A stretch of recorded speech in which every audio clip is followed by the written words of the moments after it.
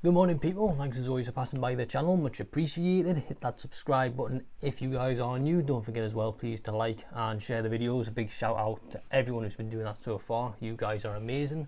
Just going to do a quick little video later than I wanted to. Yesterday was a very busy day for me and well, I just thought I'd make a little sort of my thoughts on the fight which I watched at the weekend.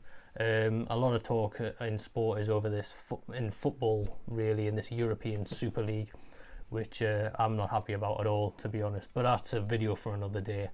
You know, that's just I don't like it at all. But anyway, Demetrius Andrade versus Liam Williams. Going to talk about that before I go and enjoy some beers in the sunshine. But this was a fight which I said Demetrius Andrade needs to make a statement. He needs to show that he is back. This was a really unusual fight for me. Entertaining at times, but not the best if I'm totally honest. Williams looked fired up and ready to go immediately. He looked just like he was just raring to go like a bull in a china shop. Andrade looked pretty good as well on the scales. I forgot how tall he was. He's 6'1", I realised. Like, you know, he's a big lad. But that first round, I thought this fight is going to be over. Easy, quickly. The first 40 seconds, like, Andrade just went in, landed some big bombs. Williams looked hurt, pure power punchers. Andrade was trying to make that statement. Williams looked like a bit of a deer in the headlights, you know, he just really didn't know what to do. He was kind of like taken aback. But he did land a couple of good body shots himself, and, you know, he survived. But that showed, for me, immediately the levels between the two fighters. But as it went on, we saw, like, I'm just checking my notes here, Williams kind of brought it back, and, you know, he landed a couple of good combinations himself, especially to the body. Andrade was landing some 1-2s. He was going for that uppercut.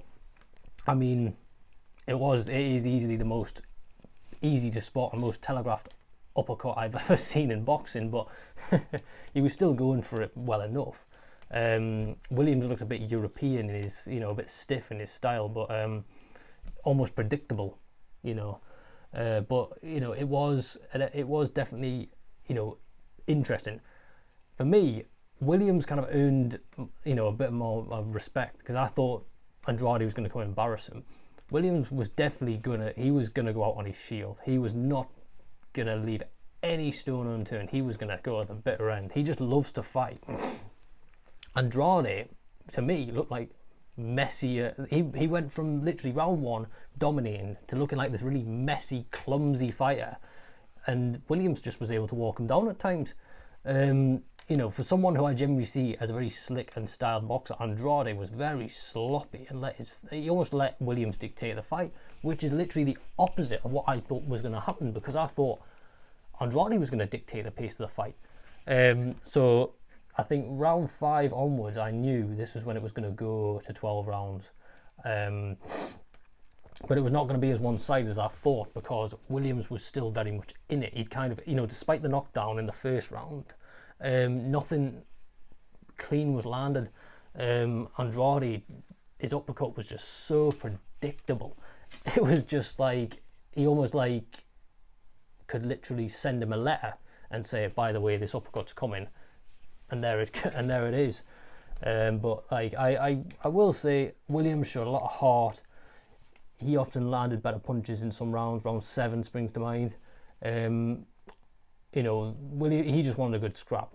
And despite the fact that Andrade was tricky, and he had some strange tactics. Like, he got hurt in round 9, I believe it was, when Williams was able to land a clean 1-2 on him, which almost took him by surprise, and he was hanging on into the ropes. It seems like he loses focus later on in fights, which is not good at all, because maintaining focus later rounds, particularly the championship rounds, 10 to 12, is so important in boxing if you want to be a success.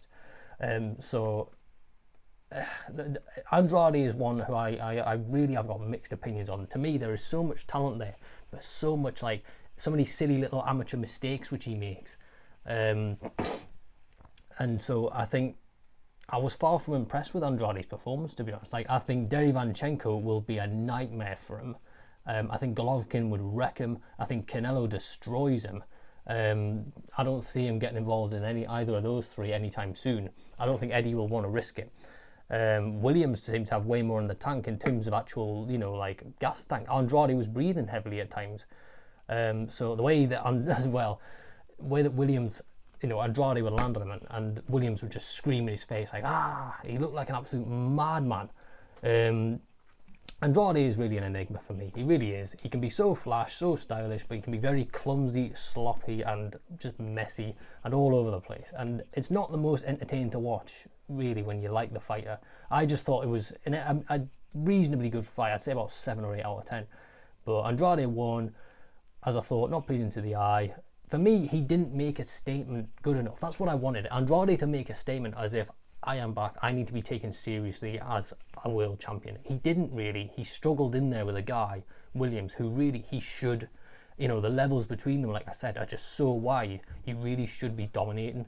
So for me, again, Andrade, he's a tricky one. And he is exactly what I said in the review. I think he is literally another Terence Crawford, a guy who's a 2-weight unbeaten world champion, potentially going to be 3-weight world champion. Nobody's talking about him. Nobody's fighting him. Got a very poor resume. I mean, I'd say maybe Terrence's is probably better because at least he's got Amir Khan and Kell Brook on his resume. Whereas Andrade, I don't know. Generally don't know. So we'll see what next for both. I still like the idea of the Charlo fight for Andrade. I still like that fight. I still think that's very good. There's history there. There's beef there. That one. I mean, if it were to be made, it could be the one for Andrade to actually reignite his career. And for Liam Williams, to be honest, after that performance, I actually wouldn't mind seeing him versus Eubank Jr. I think Eubank Jr. would win, but I think Williams would be a nightmare. Like, style-wise, he's almost identical. Like, just phone booth fight, just get involved and just mano a mano, just fight the good fight and just go for it. So I think that would be a really good couple of fights if I was to make them myself. So respect to Williams, really did himself proud. Andrade did well, didn't really make much of a statement, but a good fight nonetheless. And they both threw hands for 12 rounds, so they both get my respect for doing that. So I hope they can get some better fights in the future, and we'll see where it goes from here, because this is boxing and anything can happen. Enjoy the Monday, guys, and I will see you later on in the week, or maybe next week, and I hope you enjoy the sunshine, have some gears, and take care. Peace.